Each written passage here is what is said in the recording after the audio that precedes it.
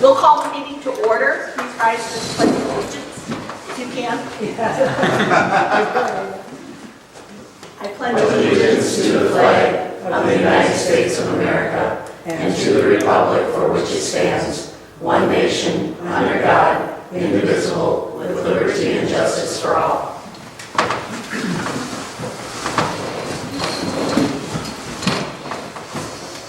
The school board will convene to close session tonight to consider the employment, promotion, compensation, or performance evaluation data of any public employee over which the governmental body has jurisdiction or exercises responsibility under Wisconsin statutes 19.85, paren 1, paren C. So, welcome everyone. We don't have any guest comments. Nobody signed up to speak. Carl? Nope. We'll then look at the consent agenda. Are there any items that anyone would wish to have removed from the consent agenda? Hearing none, the consent agenda then would be approved by consent to include donations of $3,000 toward a new electronic scoreboard for the elementary gym from Culver's. Leaf and Amy Lautenbach, the donation of an Armstrong flute to the music program. Katie Gruders, the donation of a Vito clarinet to the music program. The Sevastopol Education Foundation of $214.50 to the Advanced Placement English class for their tickets to Frankenstein. The Sevastopol Music Arts and Theater Club for their donation of $214.50 to the Advanced Placement English class toward the theater tickets to Frankenstein. And the Jacksonport Area Business Association of $1,000 to the Music and Arts Department. More generosity to our school district. Thank you very much to all those people and organizations. Administrators' reports. Mrs. Martha. I'd like to start. I first want to start off that, I went to another pretty wonderful conference. It was the State Superintendent Conference for Special Education in October. I really have, again, I echo what I said last month, that I really appreciated those opportunities to meet with other professionals and really get a realistic idea and vision for what this position is and what this position can be. So I was fortunate enough to go. My big key takeaways from both those conferences are just how incredibly important it is for the special education department to be creating career and college readiness IEPs. It is a really big push from DPI. So I went to a lot of those sessions and brought back a lot of information for the staff. In fact, today at the Pupil Services meeting with the special education staff, I presented on career and college readiness IEPs and gave them a bunch of resources that we're going to dive in together as a team to make sure that not only are we compliant, but we are creating the best plans for our kids. So that's been really nice. Another endeavor that took place this month was I had the opportunity to revamp our special education referral process. There was no real formalized process in the past. It was often left to teachers not really understanding how students would be referred, what the proper process is. So I spent the past 3 weeks creating that process, informing all the staff members of the process so we can have a more formalized approach to make sure that referrals are happening properly and all steps are being completed so it is a referral that is needed, going through proper interventions, okay, and not just teacher concerns. So that's been really nice. The staff has really appreciated it. To have that in place is, there's just been a lot of questions in the past, and I think that now, folks are on board and understand, and we're moving forward. So that was really good. Exciting news, I've worked the new Pupil Services webpage is up. I don't know if you've had a chance to take a look at it, but please do. It's under the schools. So it'll say, all of our schools, and it'll say Pupil Services. And I was looking for it. So. It's under schools, I know. It's great. So Mr. T really helped a lot with that, so I appreciate it. But it just feels nice to have a place for all of this information. I'm really excited to have teacher resources there, and I'm going to add parent resources there, and it's my goal every month to add something for someone, parents and teachers, so they can go to it. Up right now is just the referral process, so which is nice to have it. Grad meeting update. We have our virtual walkthrough. So Amy Higginbotham from Bellin is going to come through and do a virtual tour of the high school conference room in order for that to be a certified site for the STRIDE program to begin. So that is happening tomorrow at 1:30. And that really, to me, is the last piece of the puzzle that we need to be able to get our site certified and students in to get the counseling that they need. So I'm really excited that that is almost done and we're up and running.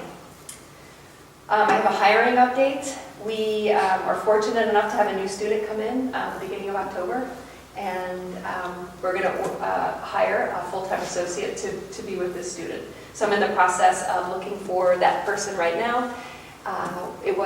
Today was the closing date. There are 4 or 5 potential candidates who are interested in the position, and I just am blown away still by how many people want to be a part of the school. It really is. There's a lot of people that want to work here.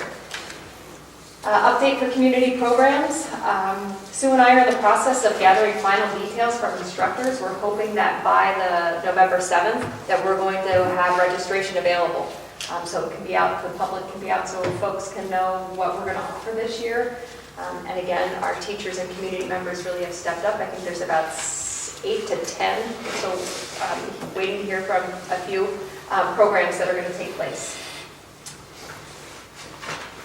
School-based services, I wanted to add this in here because Sue Carl and I went to the annual PCG Medicaid cost report training. We left with a lot of really good information about how to track our school-based services and we reviewed our occupational, physical therapy, and speech billing procedures, which was completely new to me. So I was really happy to go there because I see all of this. I want to make sure that everything gets coded and billed the right way. It was good. And then the last thing, or 2 other things, our Special Education Parent Advisory Committee definitely helped to organize the 4 community groups that came for parent-teacher conferences. It was really nice to have Department of Vocational Rehab, help of Door County, the Door County Human Services, and Door County Partnership for Children and Families. They were here for parent-teacher conferences and saw a lot of traffic, which was really nice. And the only other thing that I'd like to say is I just want to tell you how much I value Sue Anschutz. She's my staff highlight right now. Sue really does so much for so many people, and I'm so lucky that her and I work side by side with one another. She helps me out a lot. and Sue's kind of ways, she's like, you might want to look at this, and that's my cue that it has to get done. So I just wanted to say that to everyone here. It really is, it's a blessing to work with her, and I just wanted to say that and let you all know what a wonderful job she does. And that's all I have. If there's any questions for me? No questions for Mrs. Margaret? We'll move to Mr. Mayor. Thanks. Thank you, Lisa. Thanks, Melissa. On Aaron's way out of the door tonight, he just asked me to apologize on his behalf because he couldn't attend tonight and make sure the board and the community knows that he's at a wait tonight. So he just wanted me to share that information. As far as the middle school, high school goals, there's some exciting things happening right now. We're really excited about the athletic events upcoming. Of course, we have a great big football game tomorrow, and we got a lot of kids excited about that. So I hope if you're able to attend, you're able to attend and cheer loud. I will be here for a middle school dance right in this room, so I won't be able to attend, but I know it's on the radio, so I'm going to listen to that as well. Also, Olivia Stenzel is participating in the state tournament this weekend. She qualified by getting the first in the section meet, so outstanding. And I know our swim team is swimming tonight, and they've done very well all year, so we're excited to see how they proceed through regionals and sectionals and so forth. Homecoming week was great, and I know I saw a lot of you there, so I know you appreciated all the things that happened during that event. But I just want to thank a few key people. Heather Spetz was our advisor for homecoming, along with Tara LeClaire. Kyle Schleiss, our new math teacher, and Lindsay DeYoung helped with that. And we brought, again, a number of activities, dress-up days, Mr. Sevastopol, pep assembly, tailgate party, the parade, and the parent-sponsored bonfire. Of course, we had the dance and post-homecoming too. So it was an exciting week, and the kids participated in an amazing way. So it really was a great time for everybody. Parent-teachers conferences, we just ended that last week. We had almost 60% attendance at our high school, and we had a higher rate at our middle school, which I thought was good. That's up from prior years, so I thought our attendance went up. Thought it was good. We have another conference, of course, in the spring. February 21st is our next parent-teacher conferences. I shared with you a little bit of data, and that's 5-year, and you may see it on my report, but a 5-year trend for ACT scores for the graduating classes. And if you take a look, Our scores dropped between 2014-15 to 2015-16. That's when the state required us to test all students, and all juniors had to test. Prior to that year, kids could elect to take that test because it was a college entrance test or college readiness test. But what does that mean? I had a hard time quantifying it, so I went back and found data. I found the same 5-year trend from 2007 to 2011, and during that time, our average score was 22.1.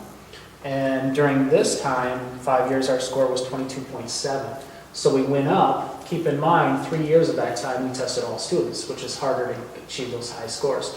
So we went up an average by 0.6 tenths, which is good for ACT scores. So it was nice to see the district do so well. We had our ACT for your future activities. Melissa talked a little bit about how important academic and career planning is, and we've been doing these days for a long time. So you can see all of the activities that are planned there. Mrs. Melkor does an amazing job pulling all these activities together. She has some people that help her, but she does the bulk of that work. So some really great things happening. Our seniors went through mock interviews that day, and it was great to see them dressed up, nervous. What are they going to ask me? How do I answer these questions? It's just a really good experience that kids may or may not have before they leave for the working world, and our kids really took advantage of it. But also college and career awareness is a big part of it.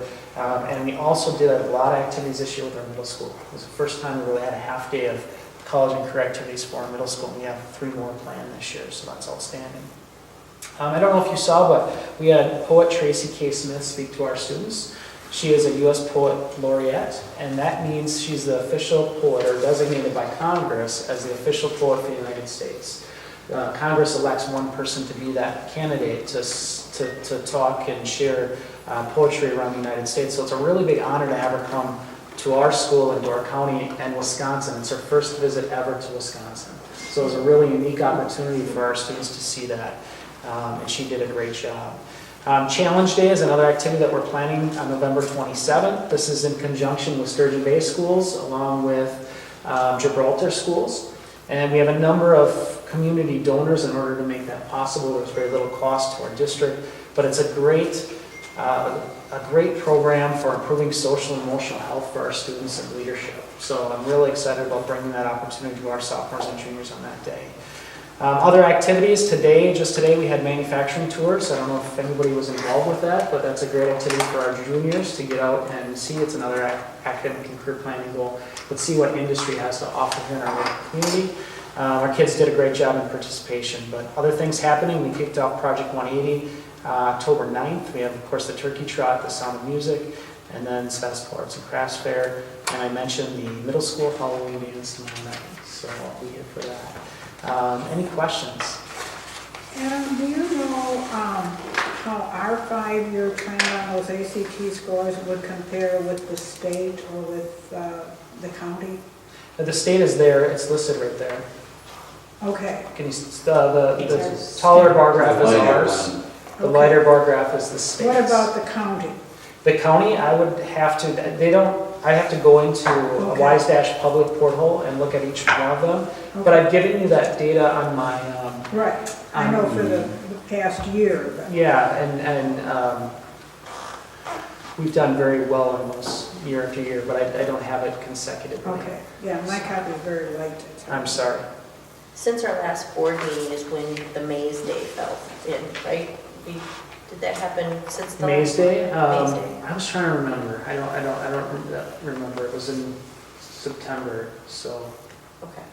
yeah. Couldn't remember when that fell. Do you have some thoughts? No, on I it? just wanted- It was just- amazing. Yeah, it was very well No received. pun intended, right? No, the kids absolutely loved it. We got some feedback. I heard from great kids and feedback teachers. from the kids. I did. They too. said there was a lot trying to be fit into one day, but they really enjoyed it. Enjoyed it. Yeah, Some that's what I heard. too. pictures that I saw, but I think it was a neat way to start the school year, to bring them all together as a whole and working together and such. And And some with neat, our homerooms and Yeah. activities, there was some great bonding. The kids really appreciated some of the staff. it'd be neat to see something like that continue. Yes. I would When agree. you get your Pioneer Times newsletter in the mail, the main photo is a big SHS, and they had all the kids create this SHS, and then some kid had a drone, and they took the photo from above.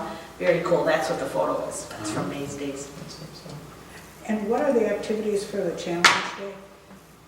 What are the activities? Well, it's a leadership, and they have counselors or leaders come in and work with our team, and we need one volunteer for every 5 students. So it's a large group and small group activities throughout that. And are these business people, or who are the leaders? The leaders are from Challenge Day itself, but then the volunteers are from our school and community. Okay. Yeah. What day of the week is that? It is the 27th of November. Right. I have to go look. It's a Tuesday. Okay. Yeah, I don't know off the top of my head. Just a kind of educational question. So the state now mandates that everyone takes the ACT? Is that what you're Correct, saying? yeah. Do we do more than that, like dig into this areas and find out if there's any discovery there, like this area is rock star, this area isn't? I mean, if we're having the data, we're looking at the trends, I mean, or with the 22, can you get into how many colleges? I mean, what is this data telling us other than it's a cool pie chart and we're better than state, which is good. But if we're gonna have all this data and talk about it, I'm just curious if there's an intention when the state says, hey, everyone do this. Well, maybe there's some ideas beyond what we're supposed to do with it. Great question. We do a lot with our data. Because I know we do map, all this other stuff, and I know you do stuff with that data. Yeah, we have a team that meets monthly. It's our ACT focus team. And we already gave a practice test to our juniors. We're already diagnosing that data. We'll have specific feedback for every single one of our students. We have assigned staff mentors for students so that they lead them through and up to the testing period. We can measure and show growth or where students are at on a regular basis. I think there's I'm aware of that. There's 2 sides of that, right? One is the kids. Yep. But one is if you've got a 5-year trend, you might find that one area might need some additional support, for instance. That's what I'm looking more Like for math? at this level. Like- or whatever, math or Is that what you're English. saying? And if Oh, absolutely. we consistently test low in math, Mhm. is it just life? Or maybe there's something to cultivate out of that 5-year trend? That's what you do with trend data, right? And that's what I'm just asking. And if we don't now, that's fine. No, I'm we just curious. absolutely do, Dave. We sit down and do data retreats with all of it, with our individual staff members, and we do it in every subject area, but we do that even for students, so we can tell what a Yep. student's strength and weaknesses as well as a school's strength and weakness. Yeah, I know. So, yeah, I do we're- know about the students, thank you, Yep. yes, yeah. Yeah, we do that as a team. We are continually looking at that data to find out where we can improve. But even specific items, like at one point, to be very specific for you, we realized that there was a common question, and this was a few years ago, but we realized there was a common question on the test about circuitry, about wiring. It goes way back to a standard that should have been implemented in middle school or elementary school. And we realized that a number of our kids were getting that wrong. We went in and fixed that, and since it hasn't been questioned probably. But it was, but we find specific information that we're not meeting. So. Yeah, it's not all That's a telling, good but it might point, I help. think, because this is just a composite. Yes. Yeah, this is just Not dig overall. deeper. Absolutely. Yeah, we are digging Too deeper. much time, but just to see. And Melissa's been part of that process previously, so you've seen that in action. Is that pretty accurate? Or? It is very accurate. Even going in and looking at what are the test questions, how are we preparing, and the staff really do it, not just to prepare themselves, well, to prepare the students, but themselves too, in the classroom.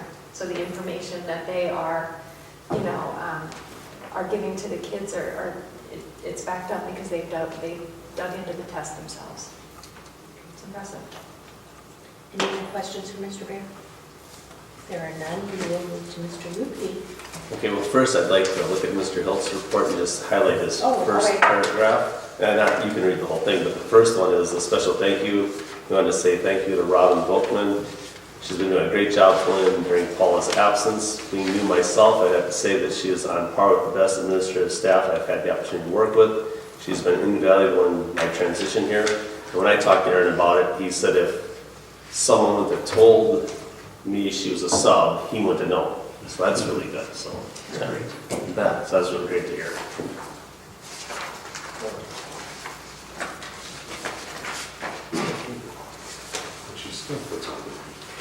That's the amazing part. That's great. That's a great accomplishment. Carl, I was just going to say, Carl, that's a flower moment. I didn't see you taking any notes, The last week, make sure that gets home, probably. Right, that wasn't it. Yeah, last week Wednesday, I attended the State Superintendent's Advisory Council in Rural Schools, Libraries, and Communities. The major two topics there were mental health and teacher licensing. They discussed the mental health grant.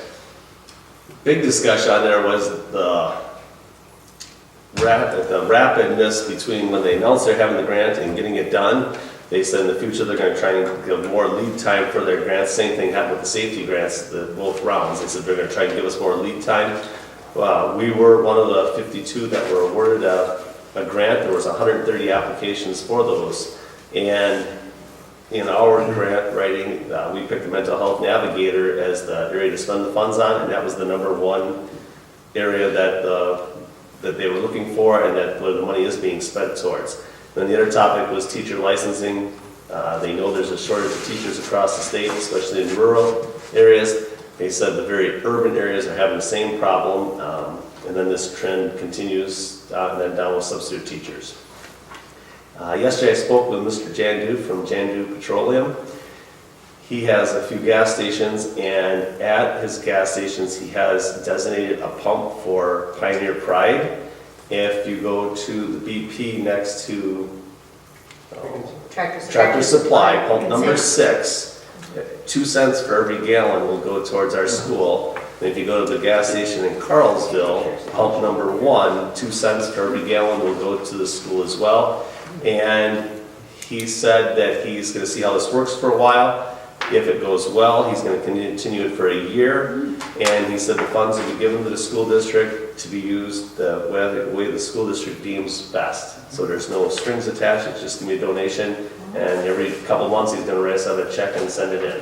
So Does it say the Sevastopol pump on it? It It says Sevastopol, yeah, Pioneer Pride Really? pump. I Yes. have pictures of it later, I can show you after the Oh, meeting, and I was told the other day there was a line to get waiting to get to that pump. And I was nosy, so I drove to Carlsville, and there's only a Pioneer pump in Carlsville, but if you're at the one in Egg Harbor Road, there's a Sturgeon Bay one, and there's ours, so. Make sure you use the right one. So you gotta use pump number 6. The correct one. Yes, if you use the correct one, yes, number 6, so that's good. Second pump from the north.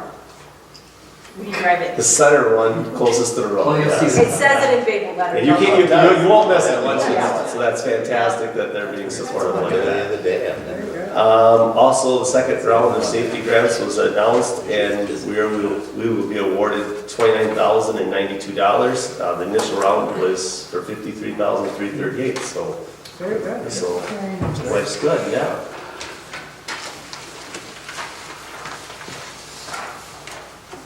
Anything else? No, that's all I That's got. all you have? Yeah. The student council advisor sent me a note. They're having their meeting tomorrow for elections, and they will have a representative after that.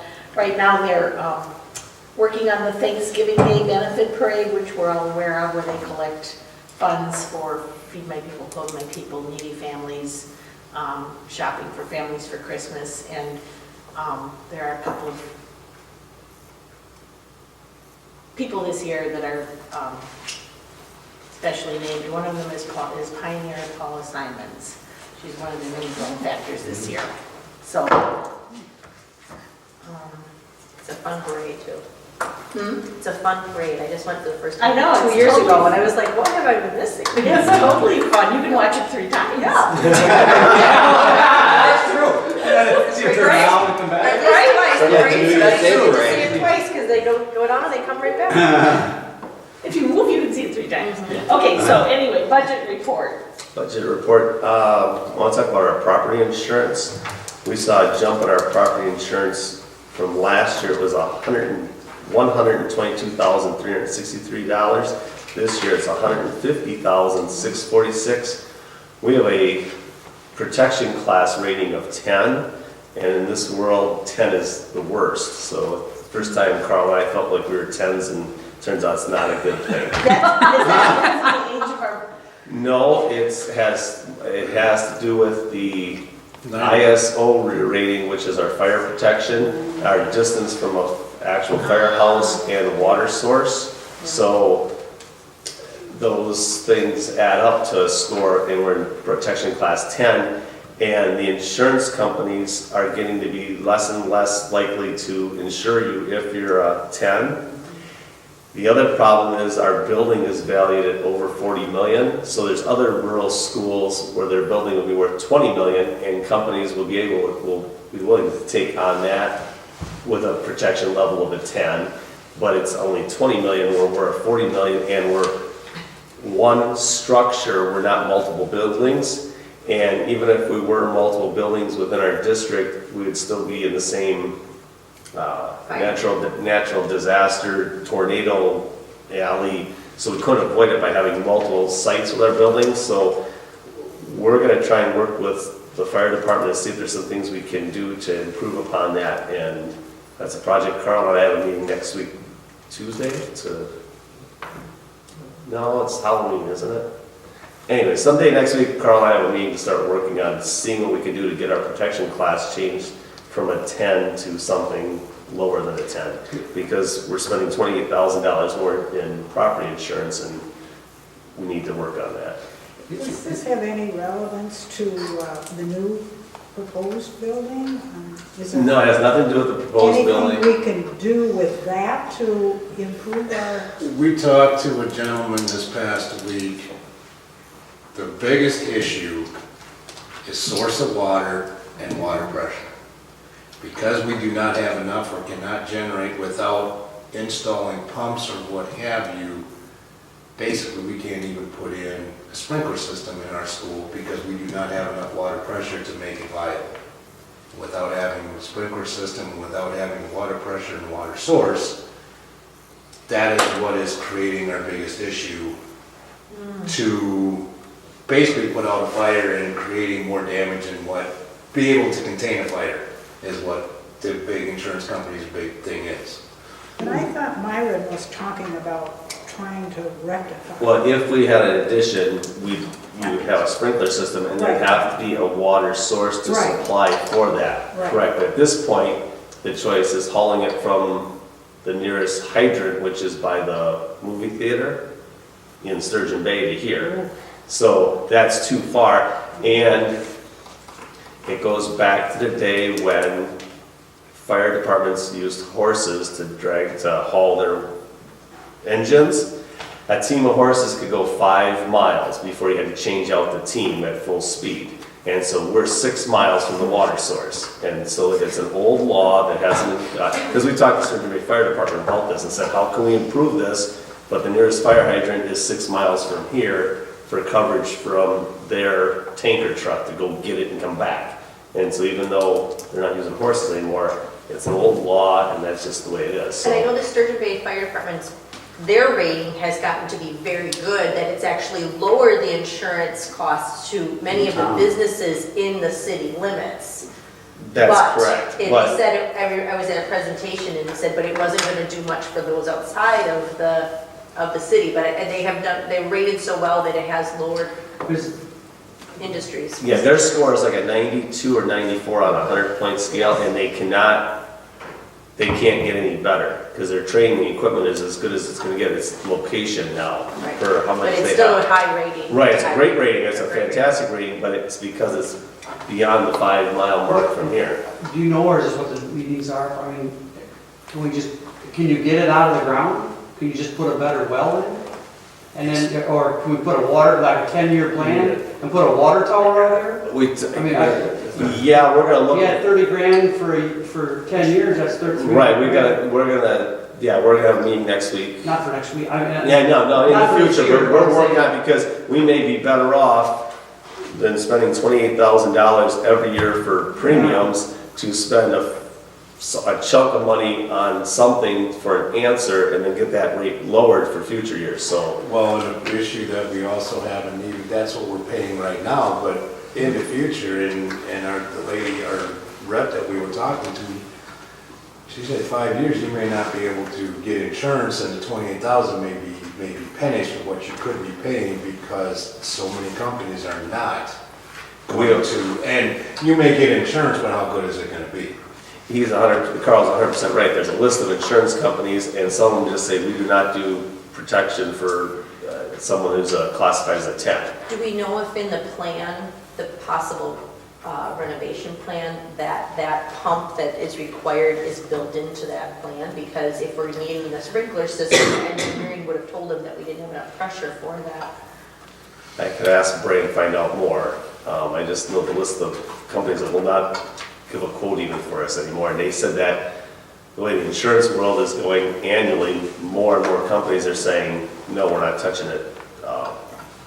Well, Protection as you're law. going State forward, law, or- What? Is that law a state law or that horse-drawn? Horse-drawn? Yeah, that's your ISO rating for your fire That department. changed. That's theirs. it's not a law, it's It's a a- rating. it's a rating system they have, Insurance yes. companies. But how does Right. one get that changed? Not for Sevastopol, I mean for everybody. I You, mean, you go to someone who understands that ISO rating, Yeah. and you meet with them and evaluate. We do, anytime we go into a plant, like I'm going to South Carolina, Yeah. I gotta do all my gas lines differently. How do I fix that? I hire a local guy who knows what the South Carolina rules are. I mean, it Because if seems. you go to Mexico, it's different. If you go to, so this is your series of meetings and your, Yeah. Right, we're gonna, because we'd be better off spending a little to save a lot down the road, because right now, yeah, we're- so it is, It Right. find seems that expert. silly with, we don't have And horses. since you know, but there's a lot of stuff based on history. But, thanks for telling us, and I think we just support going, I like what you're saying. is well, looking for we're options. gonna work with some folks and Just curious if we can get it out of the ground,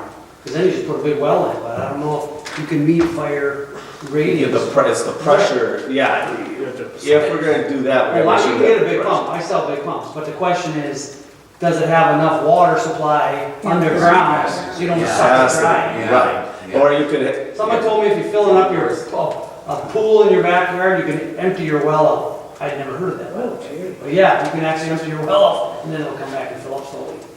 I think that's the issue that some smart people would have to tell us. And then there's some place where they have like a holding pond, Oh, yeah. Right. Oh, yeah. but then I worry about that on school grounds because Yeah, safety. yeah. But, and then the pipe comes in and it goes into the pond and then it has to come up so high because the bottom, it can't be the bottom can't be closer to the Can't muck. be drawing water on Okay, the so bottom. there is a, Right.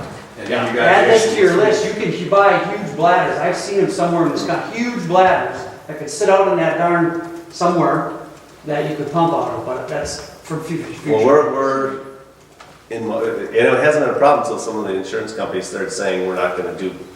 And the thing is, we're not the only school district that is gonna be dealing with this. Right. Well, We're gonna be active about it, so. So that's, I guess that's budget and facilities, but. just keep yeah. working. Yeah, it's something I didn't know much about, so M3 tunnel is. Oh, no, no, Sturgeon Bay Fire Department. 100 times smarter. We're learning- Yeah, we're learning more, so, yeah. Carl, is there anything else about the budget you want to talk about this time? I think we'll do that when we do the budget approval. Okay, revenue limit worksheet. Yeah, revenue limit. Okay, sounds good. Anything else for facilities? Speed bumps are in. We had the kind that you could take the stakes out of, but they were so hard to drive in that they're just gonna stay up. And we flagged them so we know where the plow has to lift its blade up. The Building and Grounds Committee met on October 12th. We have to, in our cafeteria, in the kitchen part, above the main oven, we need to have a fire suppression system placed in there. Brock has one bid for $8,067. He's getting 2 more bids, so we have a fire suppression system in there. There hasn't been one? I don't know, that's what the inspector now told us we need to do, so.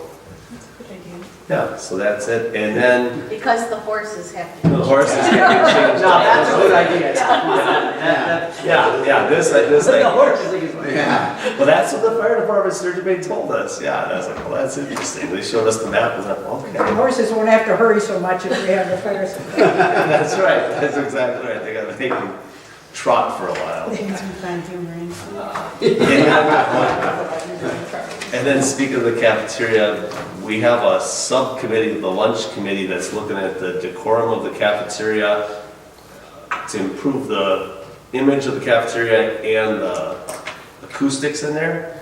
And it's Carissa Mann, Jessica Killenberg, our 2 art teachers, and they're the ones that are having the Where's the diorama? Yeah, you saw it, yeah, right. All Well, of us saw it. okay, now they've got a bigger board. bigger one? Yes, they met on Monday and they have a bigger board to show.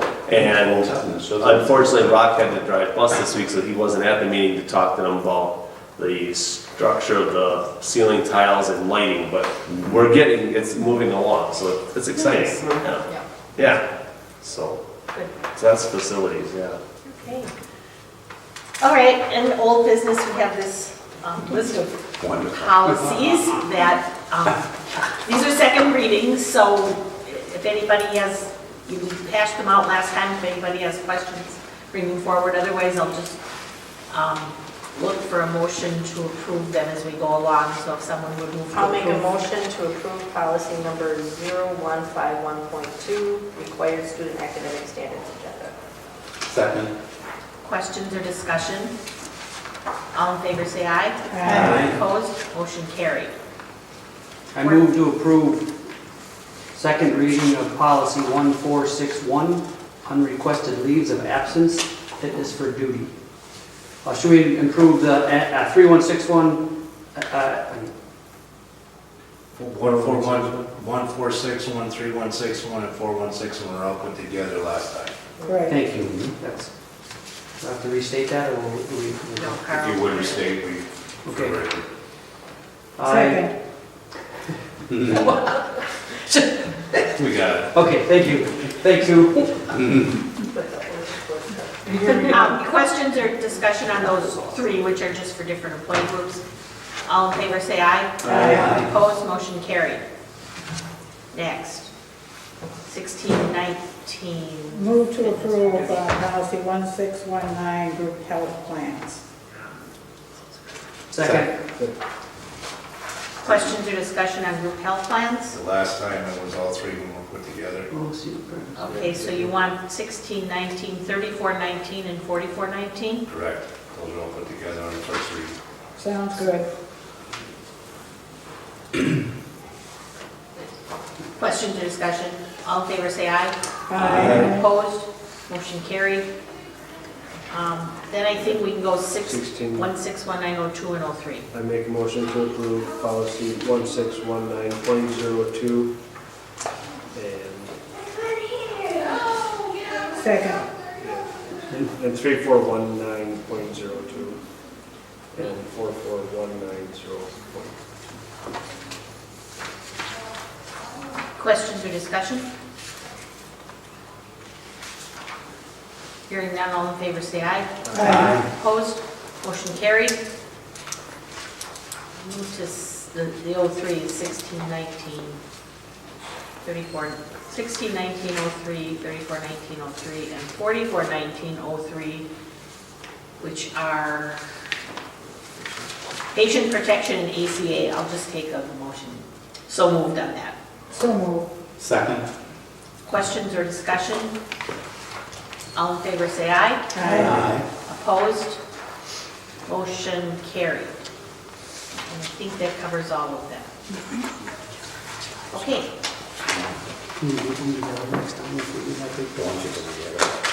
move on then to stipend positions.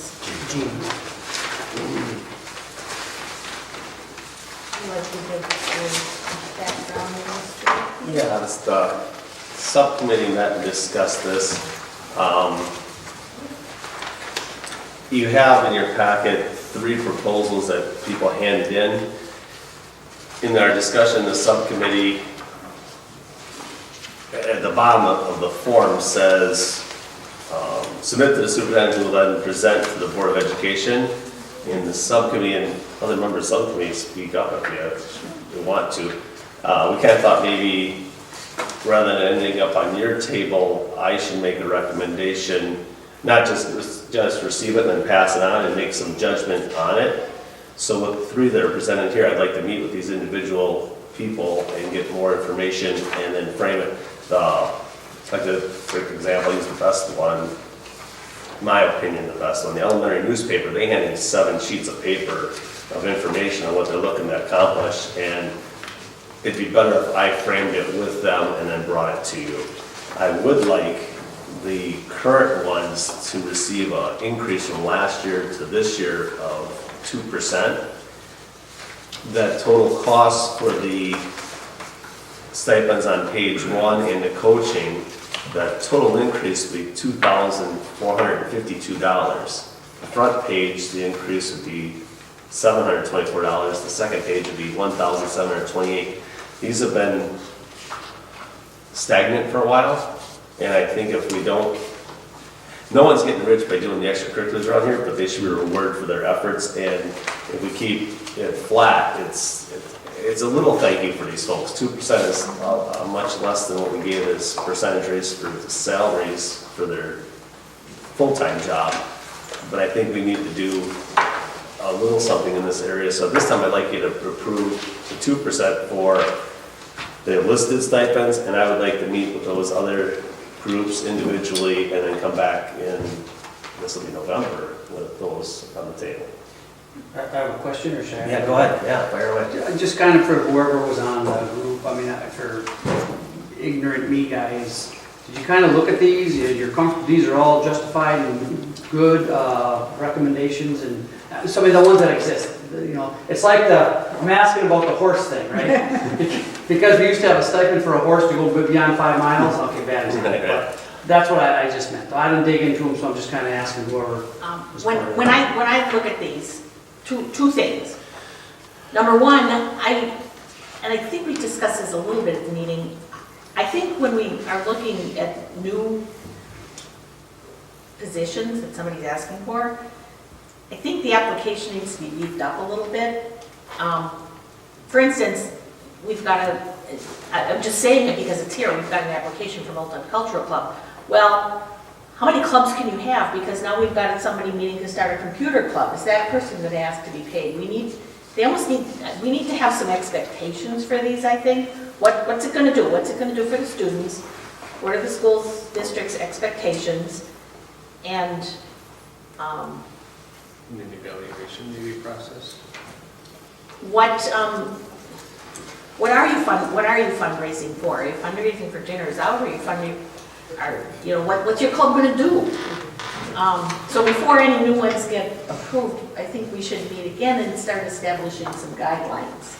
We talked about like having a mission statement or a value statement for that club or that group, so that there's some future, and it also serves as a motivator for students to want to participate in it. So we talked about that. I agree, Lisa, I think we need to keep going. I mean, I think we got a nice start at this, but. I mean, some of it's got to be based on too, how many are participating? Whether it's a club or a sport, how many positions do you have as far as an advisor or multiple assistant coaches and things like that? And then I would say, like, on the club level, there needs to be some kind of like quarterly report as to this is what we did during the last quarter's club meetings, how many students attended, what kind of fundraising did we do, what did we use it for, those kind of things. Because, I've commented before, it's like I want to make sure that the clubs are occurring if somebody's getting a stipend for it. The stipends that we have, I see some inequity there. I mean, and this was a first go for Mr. Lukey. Right. Everybody, tell us what you're doing, how many hours. There seems, if you dig into it, there seems to be some inequity in hours and pay. But I don't think we can take anything away from anybody here. Right, no, so But going forward, for me, what I would offer to this discussion is, first of all, to your 2%, I absolutely think we should raise the stipends, because they've been stagnant, and I respect that. My only thing is, I like the discussion that was had, for what it's worth, is that there should be an ongoing process to review what we got, make sure we're good, and look at all the coaches. Some coaches may coach more games than the other one, but they're getting paid less, and maybe there's a reason, I don't know. But I didn't deep dive, I'm just saying, so I think long term, as long as we recognize that there's some old horse heritage, we're trying to figure out if it's valid or not, and then new ones could be evaluated. The coaching ones, the high school, your start date is set in the end of the season. Congratulations to Ron Frank, because instead of winning, his season got started out, so he's getting less per hour, and congratulations. And he probably wants to make as minimum per hour as he can, because he wants to get to state, right? So that's good. That's why I see it set up here, because if you look at the track and baseball, softball, soccer, those have like the same season length. Basketball's a longer season, football starts in August, so I think the sports ones are okay the way they're set up. If you get knocked off first game of regionals, yes, your season's shorter than someone who goes all the way to state, and great if we have a coach that's upset that they're getting paid less per hour because they went to state, when they shouldn't be coaching even if they're a state champion, you know. So I'm okay with the coaching ones at this point. I understand what you say about, well, this club does this, or that club does this. With each club, a person can do as much or as little, so we got to set a minimum expectation. Right. If they go above and beyond, great, because it's all, And that's where these Yeah. ones that we have now, we can work on to set some expectations, and as the advisors change, maybe the, Right, that's what I was gonna say too, is just because it was before, I like what you said about Right. evaluating. Because let's say you go for 3 years and things are amazing, you got all these kids coming out, and then your personal interest changes and you're really not going above and beyond. And all the kids fall apart and they're not coming anymore. Well, change it. We have the ability, let's say, you know what, it's really not, the fire's not there anymore, we're gonna reduce that. I know it's hard to do, but let's have that on the discussion, on the table. Just to say, because I don't like the saying, and this is a government thing, well, we've always done it that way. Well, all due respect, I don't care. Let's think about today's situation, and if it makes sense, we will keep doing it the way we always did it. But if it doesn't, maybe we have a good reason. You know, I don't want to willy-nilly change stuff, that's not the intent, but I just, the thought process. Planning is a process, not a meeting, right? It's an ongoing thing, so. And it sounds like you guys are doing that, so cool. Good. so did we You want a have, motion? we had a motion and a second on the, No, we didn't. We didn't. no, I just had a recommendation, All 2% for the existing I would move ones. that we approve, we approve the 2% recommended increase for the documented stipends for 2018 and 2019. is there a second to that? Second. Carl, did you have something you wanted to add? Retroactive to July 1. Absolutely. Yes, I mean, I don't have it, but I just want, I guess, so that yes, is in there. Carl wants that in the records because it's going to be more work for him. That's okay.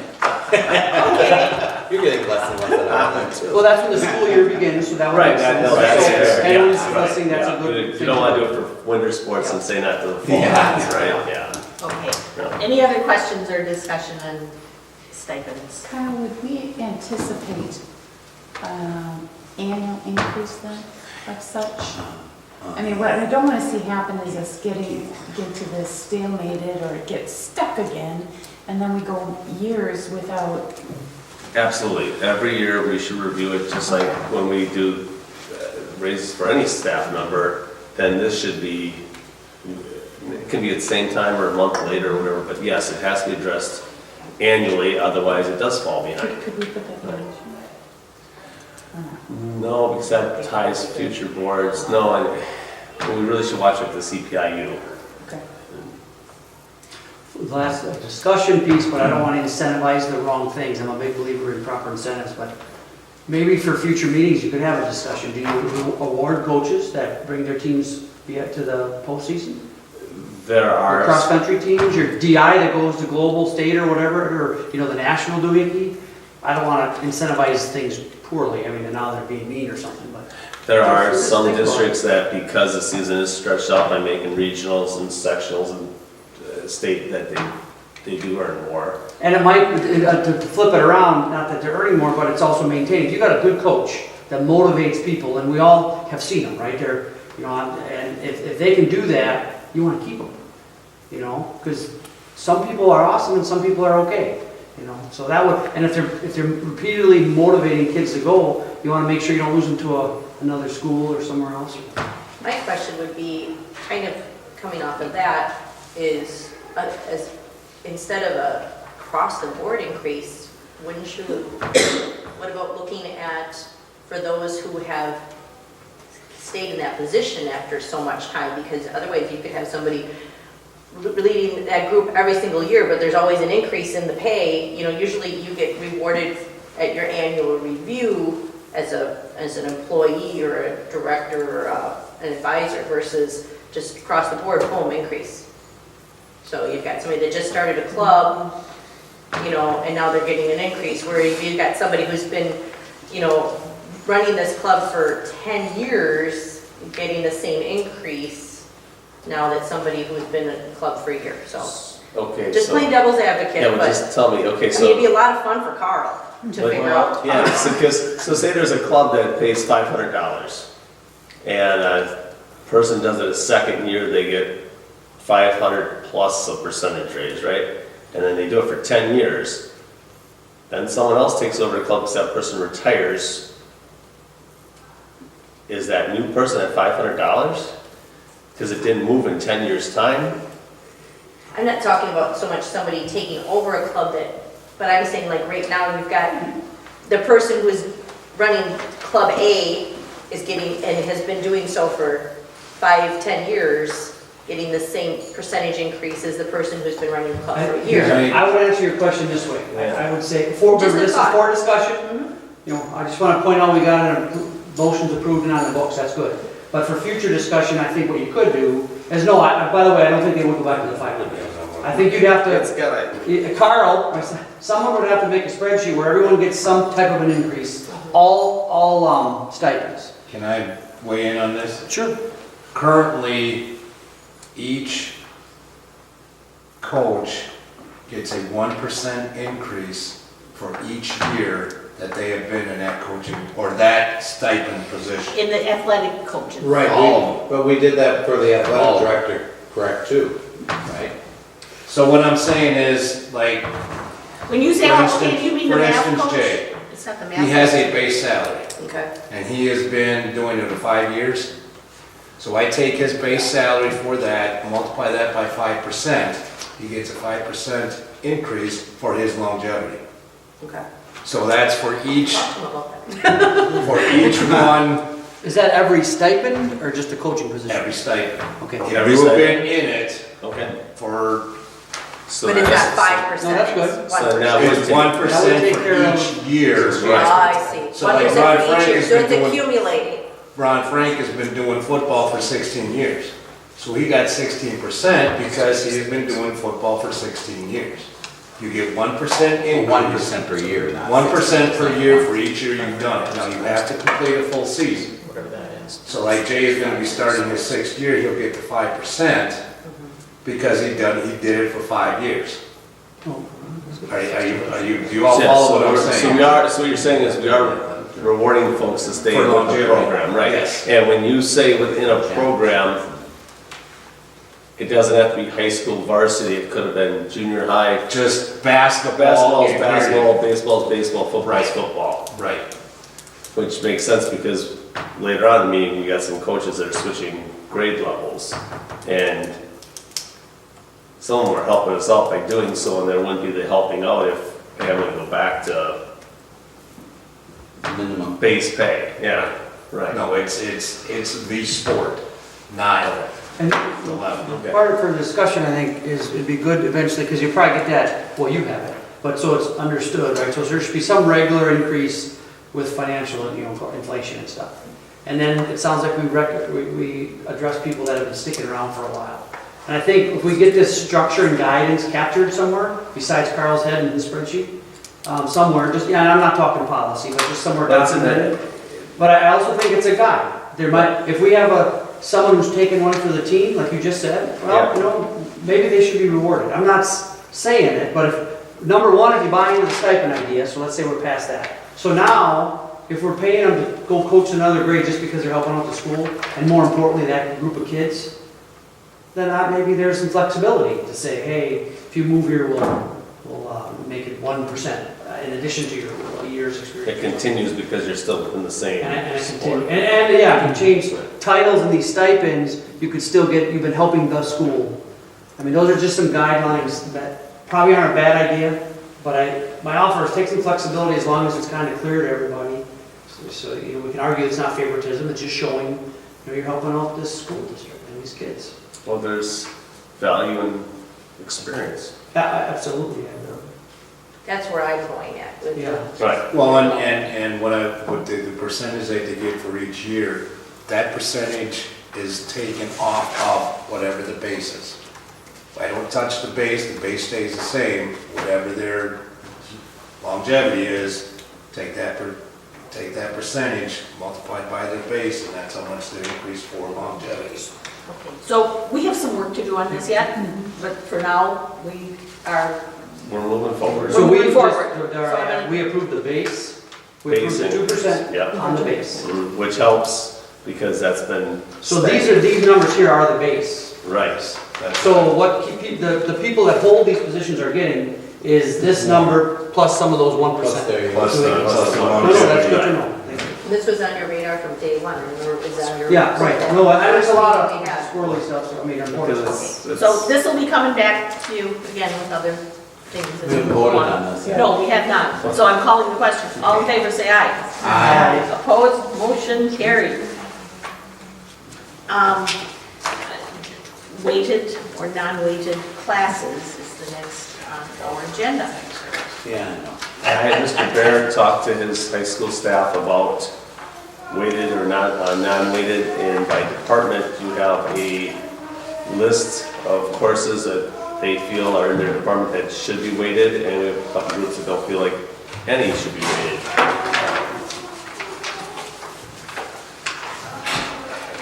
We've had discussion about rigor. I think rigor should be rewarded. We have kids that push themselves harder than others, and one way of rewarding them is with the weighted grade for courses. We've talked about AP, we've talked about CAP. There's some courses out there that take more work than others. So are you recommending weighted grades? I would like weighted grades, but I think we need a committee formed to get to that point. And it should be made up of board members, administrators, and a couple of teachers. No, I agree, because one of the things we could probably be more clear on is, it's kind of digging for like a little more approach of kind of the pros and cons, what do other schools do, and my interpretation, so take this however you want. It's very clear to me, and that's okay. The way you brief your information, you're you're well educated, and you don't think weighted grades is a good way to go. So I would, if someone came to me and said, hey, look at this for me, would you? But I don't like it, but tell me if you like it or not. And I'm the boss, it's gonna change someone's outcome.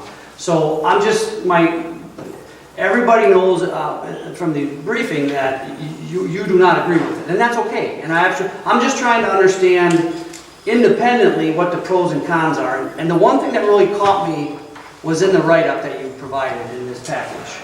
And I think it was the English team. And this is why I think it matters, and I appreciate a little more work maybe. And so what you recommend is not a bad idea, is I still don't understand weighted grades individually. So I don't know where the board's at, if you guys don't understand that, and the pros and cons. So we have some data, and I know we're all busy.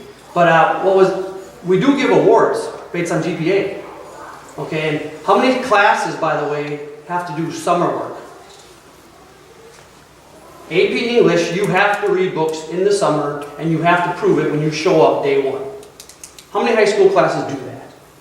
Okay, goes just to the point, it doesn't matter. My point is, that's the type of discussion, and GPA matters, right? We award things based on GPA. What the English group said in this write-up that we just all had in our package was, maybe we should relook at that. And now these are some, but the valedictorian, salutatorian, how do we evaluate that? Right now, pretty much GPA. So that's a little bigger look, right? But that's what this group could look at, because I'm a data guy. You probably anyone who's been around me since I've been on this board, that's how it is. And I just don't see the data yet. What I see is, I don't know your experience, right? So I know what your recommendation is, and there's a reason for it, but I don't understand it, because what you presented is it doesn't really work, schools really don't really care about it, and some schools don't like it. And so, like one thing you said, it pits teachers against each other. No, it shouldn't. If it does, then that leadership fix that, right? Leadership should evaluate their teachers based on their performance of their job description, not on weighted grades, and if you're in or out of a weighted grade. That's a leadership job, fix it, right? Just because like my industry anywhere, So there's some things that we can easily fix. So if a teacher feels that they're gonna not have a weighted grade and they won't be respected as a teacher, I would argue that all day long. That is not the case, right? So we can put that argument aside after some discussion. So that's why I'm just trying to fully understand, why do other schools do it? Why do they do it? I don't know. And a lot of schools are doing it. Doesn't mean it's right, but I think it's time to understand that. So people ask us, and people have been asking for years. I think that's fair to say, right? It's been coming up over and over. So let's get a package of information, just like we did with our frequently asked questions. That's baseline. So then next year, when someone asks, I'll pull out a very nice dissertation that a lot of smart people put together and say, well, this is really the reason why. And it might be your briefing. But I'm not bought into it. It might be that the colleges remove the waiting period and grading period, and at the end of the day, it doesn't matter. But I think right now it still does. And I think if you surveyed your kids, which is a data point, not the data point, I think they'll get it. They know which classes are harder and not harder, and some take them and some don't take them. And that's not a variable, but it's part of the situation. It's part of our culture, you know. So I think it also, how we manage here at the school board and how you guys administer affects the kids. And I just want to do due diligence for our kids and our parents who do ask. So that's why I'm wasting your time here, but I agree with you. And it's, I do respect your... I think you have to go with your professionals and what they say. I mean, if your principal or your superintendent is giving you a recommendation, you either go with that or, or you clarify the information that you don't have. And that's what I was trying to... we don't have. I mean, he's presented things in the past, what area schools do. I mean, what are you looking for? Mr. Lukey has recommended a committee to study for those answers that... In either system, there's pros and cons in either system, but I don't see the push here with our kids for rewarding rigor right now. And so I would like to see us go that direction, but some of our neighboring districts do it not. But I don't even care about exactly just our neighbors. There's 400 school districts in the state of Wisconsin, so you've got and we always compare ourselves to neighbors. I'm not worried about the 2 neighbors or 4 neighbors we have. That's very When common. you talk about a committee, the other voice you need to look into hearing from our recent grads. I've personally reached out to some from over the last 5 years, and they were more than happy to share their opinions on this because they're living in the trenches right now, post-high school, and finding out what's going on currently in college. And they gave me names of more students to reach out to. And when you do hear about students who are, trying to balance an AP class with X number of hours that they're giving up, times on their weekend and having it graded the same as a class that there's not even any homework for in another course. The kids that I've reached out to definitely feel that it has a valid point, and things that they had asked for while they were in student government and told, kids will get A's whether they get A's whether they're taking an AP course or not. Kids who get A's get A's. Well, when you're putting in, 10 hours extra a week for just one class. But that is your choice. Well, exactly. But when you're being compared to everybody else who, isn't being held to that level to get to that grade, then it isn't a fair trade. Well, it sounds like we need to hear from somebody. Exactly. That's what I mean. We need to include them in this discussion. Well, and this is why there's one more thing that we talk about ACT grades, right? So look at this right now. And I'm a big incentive guy. So GPA does matter to a good portion of the kids. So if I take a more rigorous course, odds are my ACT test score goes up. That's right. Right? And you care about ACT test scores, you brief them all the time. So if we could incentivize more kids to take the rigorous course, but then you're like, wait a minute, I'm not going to get an A in that course. I'm not going to be the top of my class and get my scholarships and venture off on my journey in life. So now we disincentivize them to go after a tougher curriculum. And we're affecting our ACT test scores, if that seems to matter. So I mean, this is the discussion that I'd like to continue, not here tonight, but there are reasons. If you look at all these test scores, if kids are taking a more rigorous course, and oh, by the way, you know what else comes out of that? Critical thinking. All the critical thinking is what we're supposed to be giving our kids. Give them the more rigorous programs, of course. In fact, we're approving some college courses now for those kids. So that's why I think the discussion probably hasn't ended yet, and it would be worth looking into. I would move that we have the superintendent appoint a committee taking into consideration all the discussion here and set up that committee and come back to us with some recommendations. Second. Any other questions or discussion? So Mr. Lukey, you'll organize the Yeah, make committee. sure Carl has it. Yep. Carl, you got it? Appoint a committee to. what's the Study word? the, Study the subject Weighted. of weighted versus non-weighted grades. Okay, got it. All in favor, say aye. Aye. Opposed? Motion carries. If a board member has an interest in serving, and they can talk to Mr. Lukey. Then we have some more policy work. These are the first readings. So policy 2413, does the policy committee have anything to tell us about that one? Or is it pretty much as it is? it's legalese requirements that have been changed and need to be in policy. Is there a motion to approve? I'll move to approve policy 2313, health education. Second. Questions or discussion? All in favor, say aye. Aye. Opposed?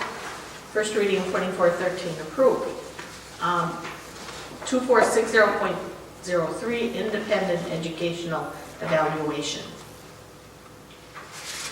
And I don't believe we had this one before, Kyle, did we? I think this is all new. This is brand new. Yeah, This is brand new. right. And this is just if somebody doesn't like the results, they can get an independent evaluation, is that how I understood that? Right, it gives parents an option. I move we approve 2460.03, independent educational evaluation. Second. Questions or discussion on that one? All in favor, say aye. Aye. Opposed? Motion carried. Policy 3120 and 4120. Can't put those two together. Can't put them together. Okay, 3120. And I would just note that you're going to see this all the way through where the wording now is the board rather than the Board of Education. And I asked Bob why that was, and he said because in the definition section of the policy document, Board of Education is defined. So the reference from now on in all the policies will simply be board instead of Board of Education. It's just a minor thing, but I thought somebody might ask, so I asked Bob about that. Did we have a motion and second for 3120? I would move to approve 3120, employment of professional staff. Is there a second? Second. Questions or I have a discussion? question regards that. So now that we've got emergency licensing and all of those kind of issues, how will that play into this kind of a policy? You know, when... It's all updating, all of that is being updated. Okay. All in favor say aye. Aye. Opposed? Motion carried. Policy 4120, employment of support staff. I'll move to approve policy 4120, employment of support staff. Second. Questions or discussion on employment of support staff? Hearing none, all in favor say aye. Aye. Opposed? Motion carried. Policy 3140, termination, non-renewal, and resignation. Yeah, I guess. I move we approve the first reading of 3140, termination, non-renewal, and resignation, termination, and non-renewal. Is that, Second. So, yeah. mouthful.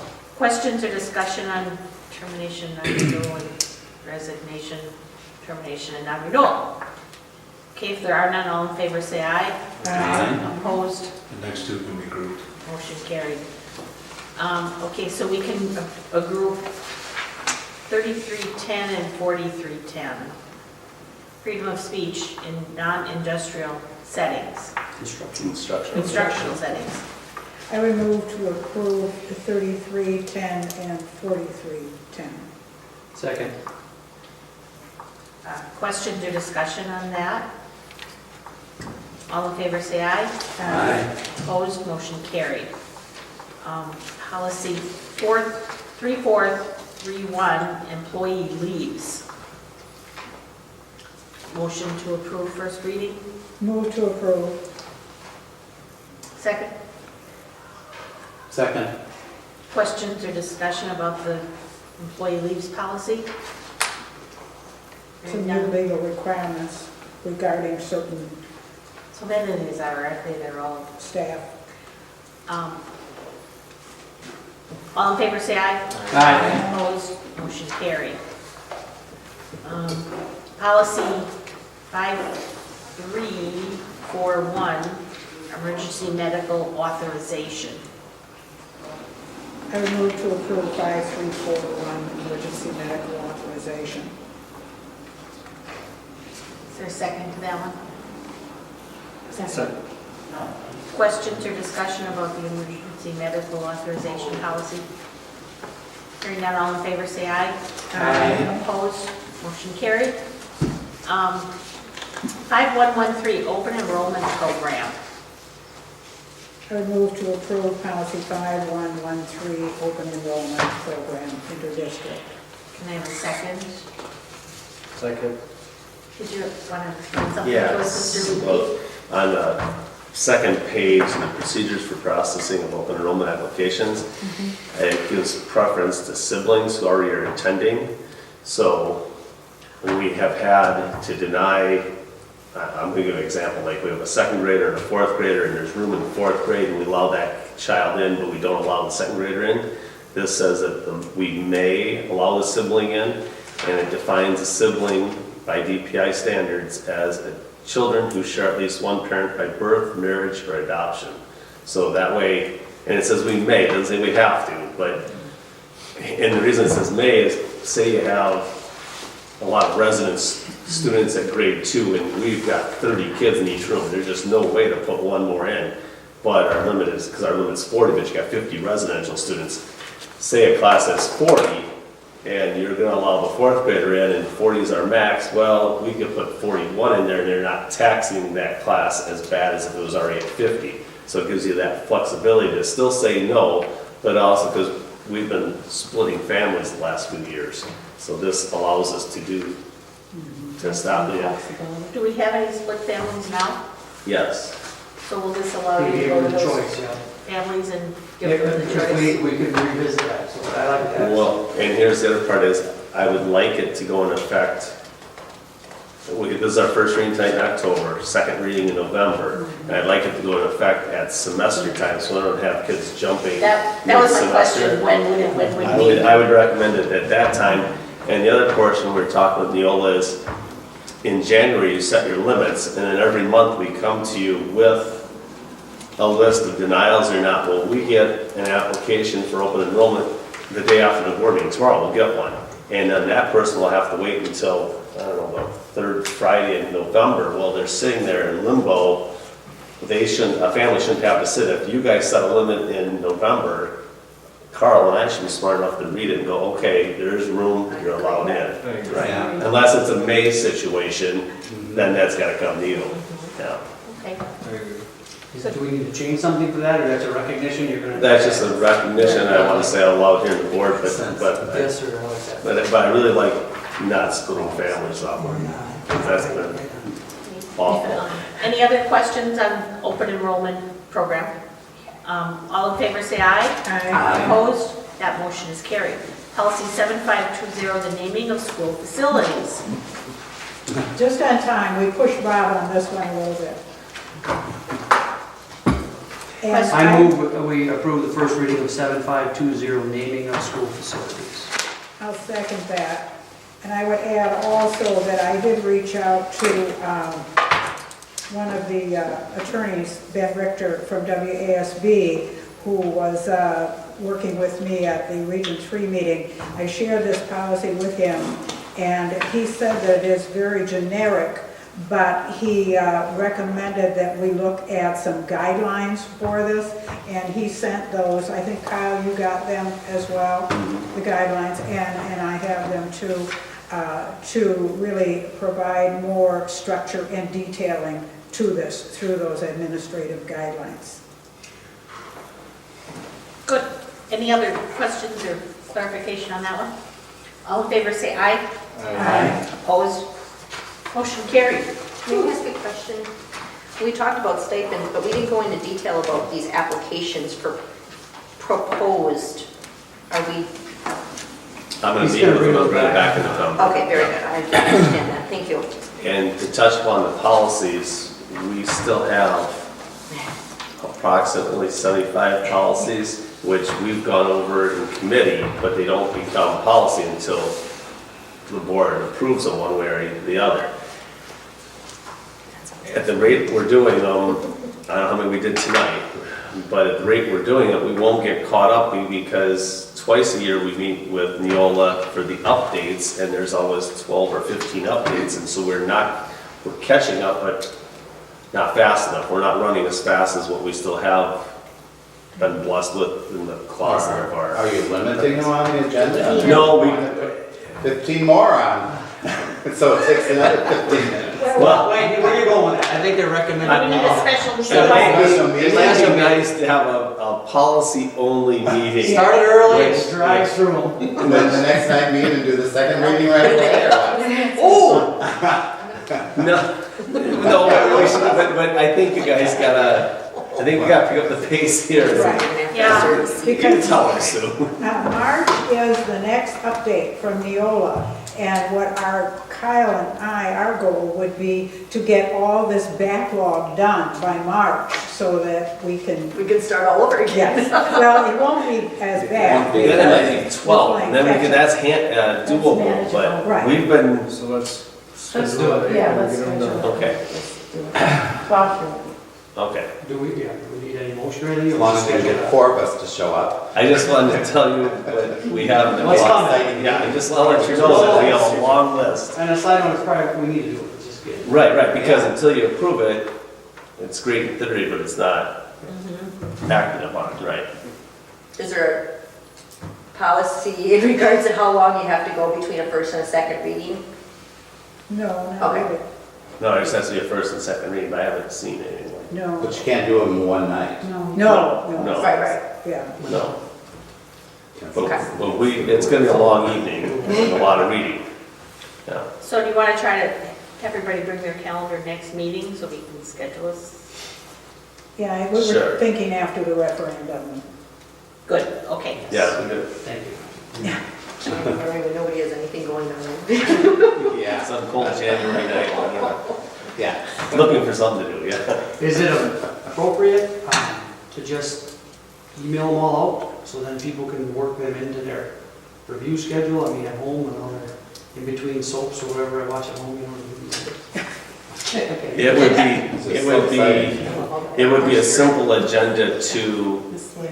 email out, normally you get a week ahead of time. This is one where you could get out a couple weeks in Yeah. advance. Just because, what'd you say, 75? Well, approximately. So they're kind of hard to, they're hard Slow to reader. read. Yeah, They're- yeah. Yeah, they are. We don't want to do Really 75 in one night. Oh, No, you don't.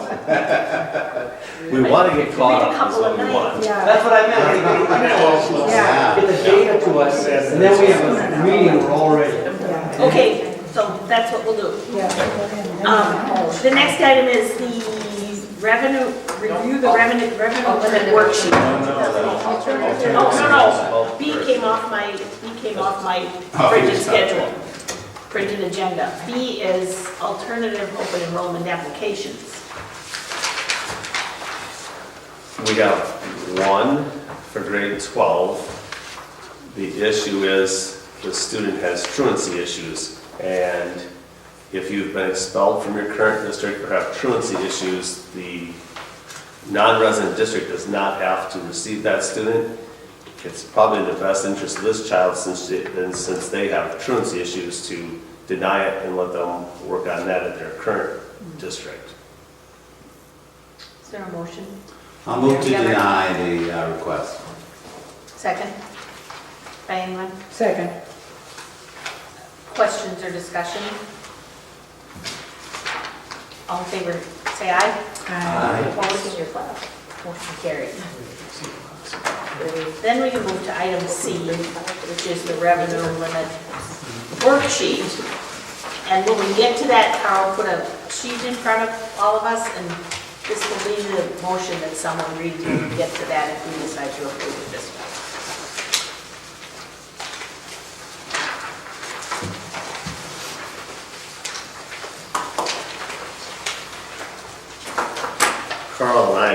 attended a workshop on Monday in Stevens Point, put on by DPI. For the revenue limit worksheet, you're receiving 2 copies of the revenue limit worksheet.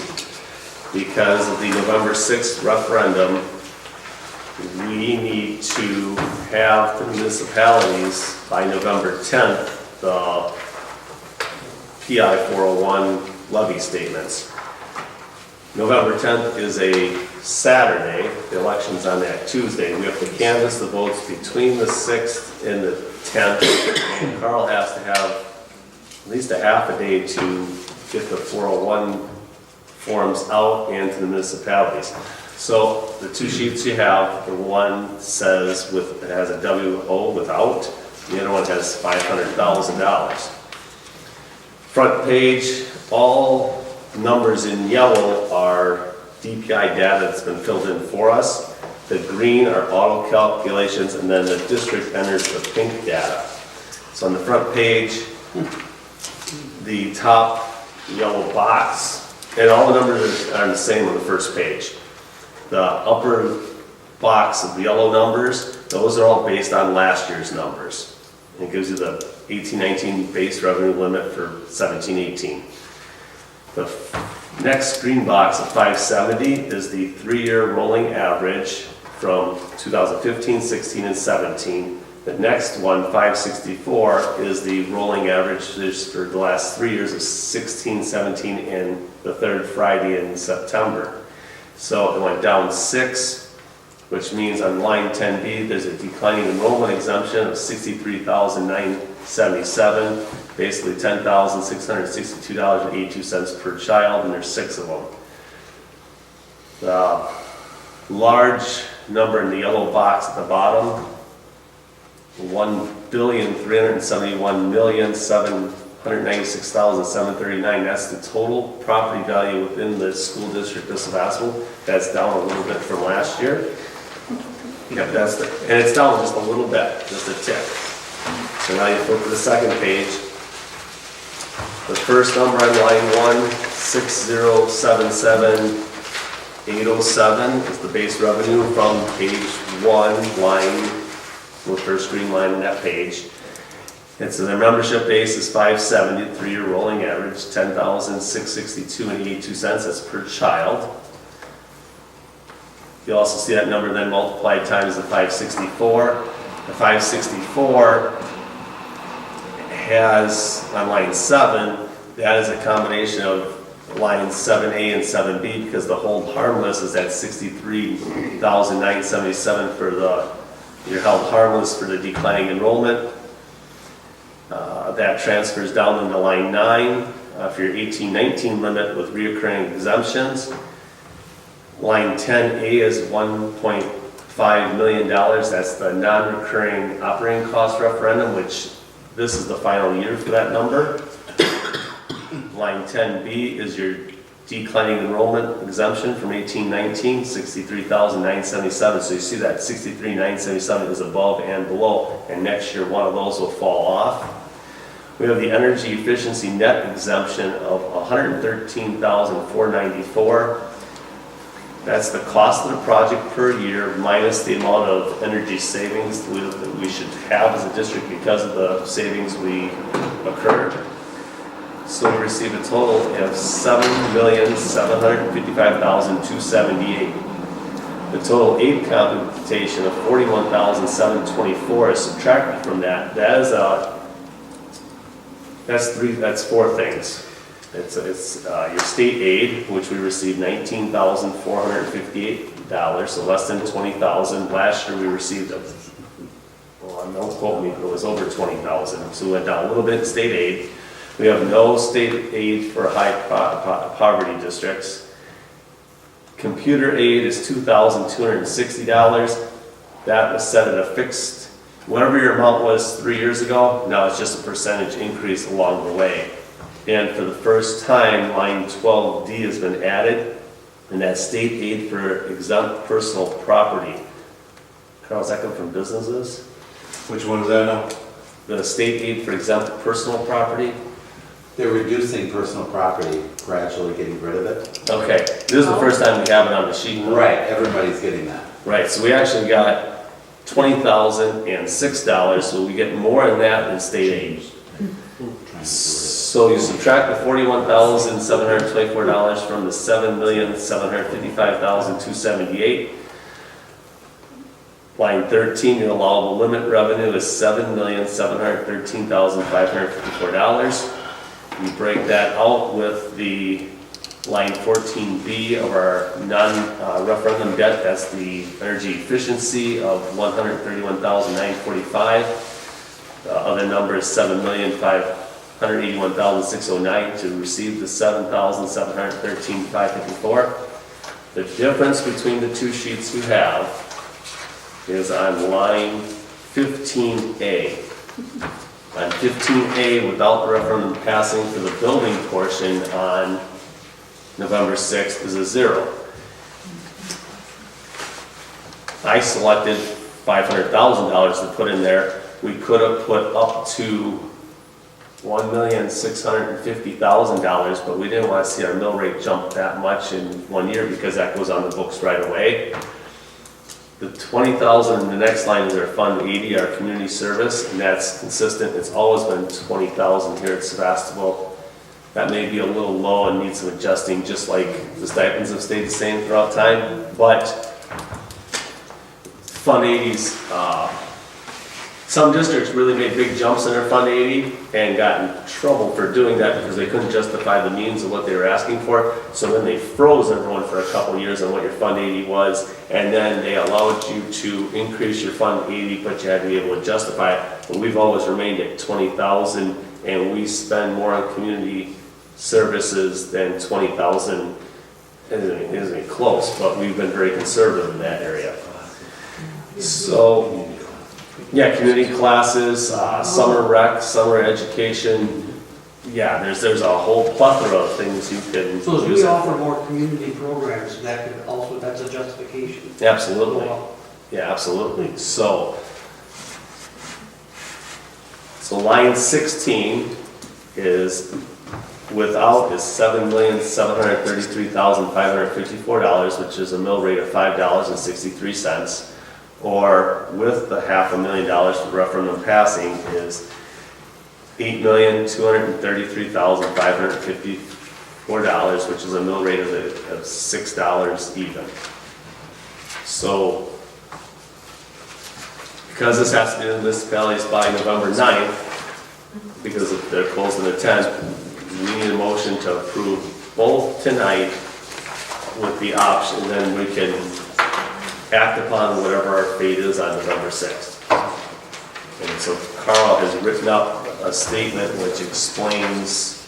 That is your motion, what's the sheet that I handed out, the top one, that is your motion. All right, so I'll read it. Read it for the.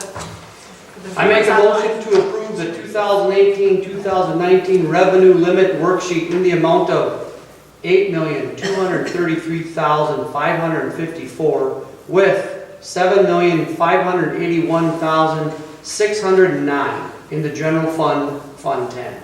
$131,945 in the debt service fund, Fund 38. $20,000 in the community fund, Fund 80. And $500,000 in the referendum approved debt levy, Fund 39, which is a multi-year loan contingent upon the passing of the $25,100,000 building referendum, or approve the 2018-2019 revenue limit worksheet in the amount of $7,733,554 with $7,581,609 in the general fund, Fund 10. $131,945 in the debt service fund, Fund 38, and $20,000 in the community fund, Fund 80, if the $25,100,000 building referendum does not pass. There's a second to that. Second. Questions or discussion? I think Mr. Lupe did a great job on explaining Greek to us, so all in favor say aye. Aye. Opposed? That motion is carried. I just thought I'd make it. Thank you, sir, that is outstanding. Next year, have Carl go to the deep dive meeting without me. Yeah. Set the goals. Does this take into consideration the $2 million one? No, because, Sue, if you look on the second page of the revenue limit worksheet on line 10A, non-recurring revenue to exceed 1819 limit, that's where the 1,500,000 is. And that's for the 1819 school year. Okay. The $2 million question is for the 1920 school year. So that 1.5 million will come off of that box, and either that'll be a zero next year or Okay. $2 million. Okay.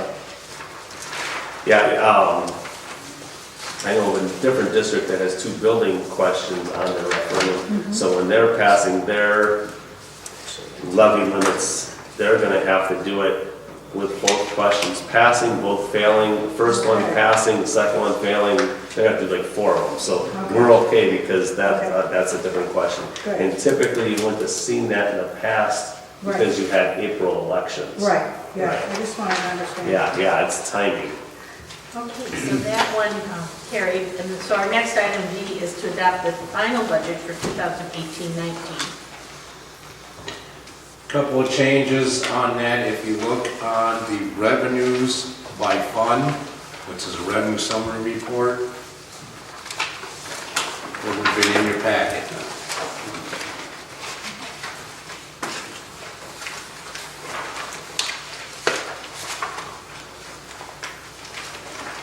I think it would have been right after all of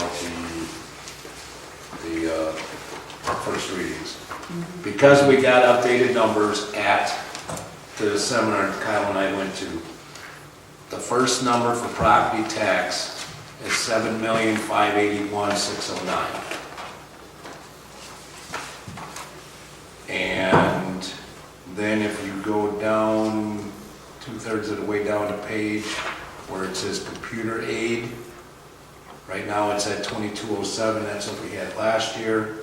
That is bumped up to because according to DPI, that exemption computers and the personal property is all in the same source, so those two are added together, so that would be 24,266. Everything else stays the same, and then your total would change on the next page.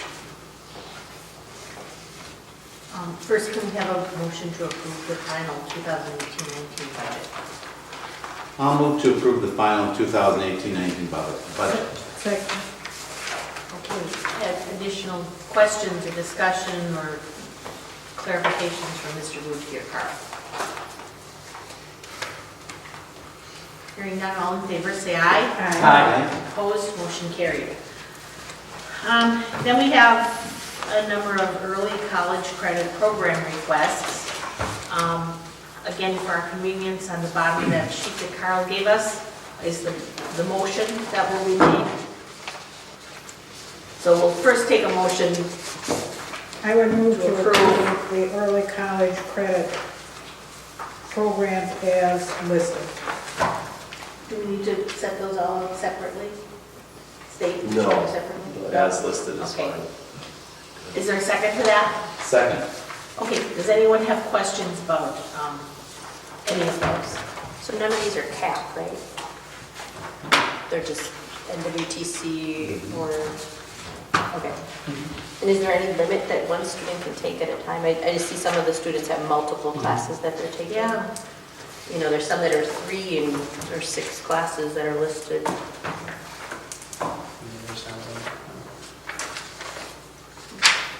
You And have this to is a approve mandate these. for the It's a state. mandate. Yeah, this is I'm sorry? You have to approve these, I guess. Okay, I'm just asking. No, that was a good question. I think it's a Because mandate. Per state mandate, this is Yeah. what, so Yeah. the kids can kind of pick any class and take it? Pretty much. And they don't pay anything to take the courses, correct? No. What if they don't finish the course Or pass it? or pass it, because they wouldn't get the credit, but the school still gets the I bill? don't know what happens then. Do you know, Mr. Barrett? We're still responsible for the course. So, Could When we, they- for future reference, could the government, if they pay for your program and you fail it, you pay for that class? Just so we know some data. I'm not saying we do that, but I mean, this isn't gonna end, I'm sure. This is a mandate. This is gonna grow. Right, this is gonna grow, so I wouldn't mind, again, I don't this know. goes more for future discussion. You don't have the option of saying you've got to pay for it if you fail, do we? Well, that's, Why not? that's one of the reasons why we've worked so hard, or we continue to work hard at offering courses, college level courses, so that students could take it in-house and take it with our instructors, because that's a much cheaper avenue than providing courses at this gamut. Our students do have to show that we have to show that there's not a comparable high school course. If there is, and there are a few that are marked as comparable high school course offered, so those would not be approved. But if there is not a comparable high school course, we are required to pay for it by state legislation. So, I can run it past legal counsel if they fail it, they pay. so when they want to take these classes, these courses, is there a certain criteria of a certain grade point standing or whatever that you can't dictate that? They want to take it and it's out of their realm, we still have to let them take it. I don't know if anybody else has the background with the legislation, but that is how the legislation is written, that if we don't offer a course and a student wants to take that course, we do have to make it available to them. So. I think I would add that to the question of our legal counsel is, what about like behavior issues and truancy and all those type of things? I mean, I'm quite frankly, I would be surprised if we as a school board or as an organization couldn't interpret that law or law, right? It's a legislative law to do that. Because then anyone can sign up for any class, then go down to the class and screw off all semester because now they have a reason to be off school, and then we just pay the bill. So I guarantee your legal counsel is going to tell us something. I'll find out more. Because CAP classes, they do No, I don't want that to happen. I want these guys Right, to succeed. yeah. And by the way, when we sign this, if they're halfway through the class and they're about to fail, maybe they'll seek help, get a counselor, get a tutor, so they pass, then they don't have to pay the bill. So that's an incentive. Remember, it's incentives. So we want them to do well. I don't want to penalize them, but if there's no ramification, you know how some guys get, gals, people, everybody. That's just so you know my motivation is incentives. And with our CAP classes, they're being taught in-house, but with these classes, do these instructors or organizations keep us in the loop as how they're doing as far as review or, Depends on the type of course, but we do get a final grade analysis, but some of those courses most of the courses are administered online or through distance learning atmosphere. So then we usually have a proctor on site that helps the student communicate with their instructor. so a lot of these, they're not leaving the building to do. These are online classes? Not all of them, but some of them, the majority would be, A yes. bunch of TC and WTC. So are those online through TC or? No, well, the TC courses that are listed are mostly lab courses, I was looking at one specifically. There are some lab courses that are done on site, and there are some classes that will be done online. By the way, I think we have to support this. I was more questioning the legislature stuff, so Yeah. what you're doing is good. Yes, I'm good. Okay, any other discussion? So we had a motion and a second to approve the college credit programs as listed. All in favor, say aye. Aye. Opposed, motion carried. Then we have a resignation of Brian Bouse, the varsity golf coach. Is there a motion to I accept would move Brian's? to approve the resignation of Brian Bouse as the varsity golf coach. Is there a second? All in favor, say aye. Aye. Opposed, motion carried. And then we have the employee personal leave request of Kaylee Sinclair. Yes. I move we approve the request by Kaylee Sinclair. I second it. Questions, discussion? Hearing none, all in favor say aye. Aye. Opposed? Motion is carried. The Wisconsin Association of School Boards survey. Did we get a packet with these letters in? I haven't. Yeah, he has. Oh, you have. If you approve to do it, then I have each individual one, because each one has, Just an example. and each one has a separate Cold. code. Yeah. Okay. Yeah, everybody has a separate code. Right. Yeah, And I think traditionally we've tried to get these done by January. Yes. usually, yeah. So, I would suggest we try to get it done early in January so that we can discuss it at the January school board meeting. So, is there a motion to approve that we do the Wisconsin Association I would School move Boards to Board approve Survey? That we do the WASB survey. I'll second that. Questions or discussion? All in favor, say aye. Aye. Opposed? Motion carried. Carl will give everyone their little sheet and do it as soon as possible. I got them tonight, so I'll give to you tonight. If we don't see them maybe by the middle of December, we'll send a memo, a note to everybody to get it done. Okay, 2018-19 staffing needs. You have a pupil services summary report. And Ms. Margraf, is this, it's updated, right? This is one. I'm looking at mine, I can look really quick. Let me double check. Because it changes all the time. One of our needs is we have a As of student, 10/16. we have a student that requires through their IEP a one-on-one aid. And so we definitely need, we've already posted and we need to fulfill that position. In the past, we've discussed with English language learners that there's a need there. Ms. Margraf and I have sat down twice with Tina Saunders and talked about the caseload and the numbers. You can see last year there was 39 students in the ELL program. This year there's 37, so it's pretty the same. We're short in that department, in my opinion. It's not the same one. It's not the same. Yeah, This is that's- the better one. That's the better one that I just sent. And the one we have is from 10/16. I got the same one. 37 and 39. That's this thing. But there's no total service scores. All right, here, take a look at this one. It's not- May I? Yeah. Yeah. And I can give you the current one then. Tell me with you. Come around. Yeah, come look and see. I thought I had. Oh, Yes, it didn't? that's the one. This is the one? The Okay. one that's Oh, I see. It's in the missing the packet. last column. Yeah, Oh, exactly. they Okay. didn't- they didn't miss the Oh, I new one see. anyway. This Okay. is the one that you received. That's right. Okay. Okay, thanks. Updated. And jump in wherever you want. I'm going Ms. to. So, we'll start with the easier of the two. Just, well, first off, the easiest one is the student with the IP needs a one-on-one aid. There's no question about that. Down at the bottom, the ELL students, we have 37 this year, last year we had 39. We're still short in that area. We're short last year, so my recommendation is that we post for a half-time ELL aid to assist in that program. The special ed,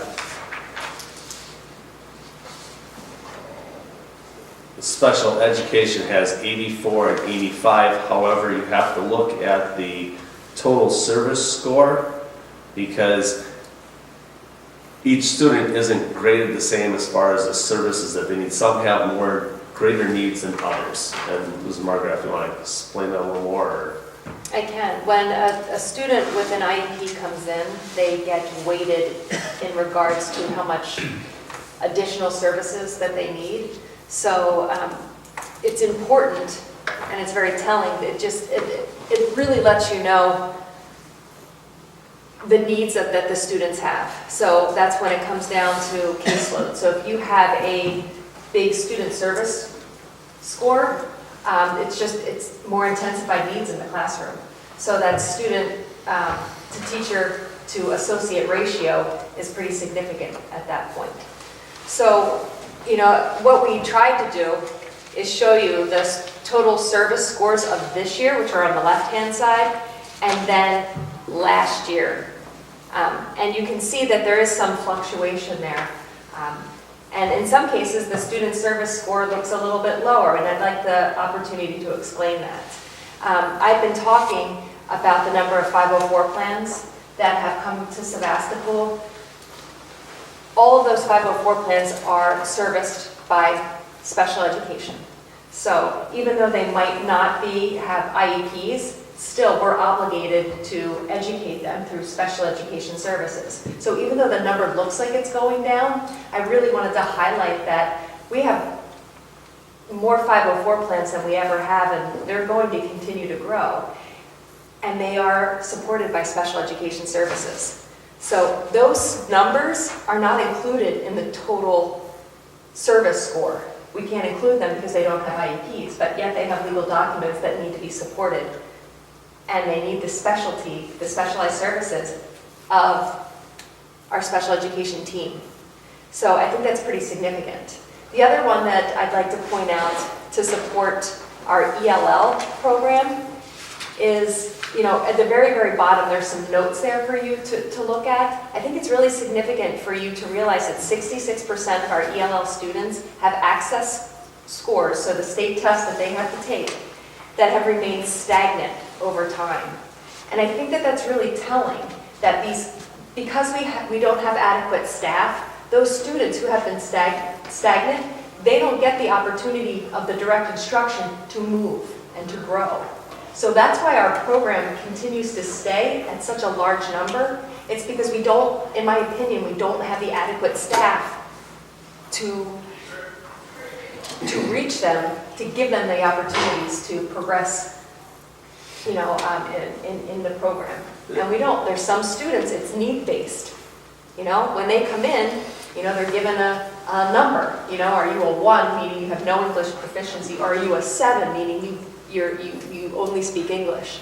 So our 3s and our 4s and our 5s, they are not considered the most highly critical that need that attention. So oftentimes they go without getting the direct service that they need because the ELL staff is working with the 1s and the 2s because they can't speak English. So How often do they get rated? every year. Can they get rated? Yes, they can. And so when they come in, and if they're new to the school, they get a language home survey, and that gives you a basic rating.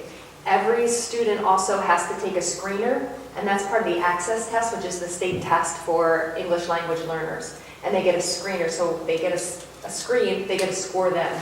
Then they take the access test, which starts in December. And oftentimes, there are times where ELL students are exited out of the program because they gain that score of 5 or better.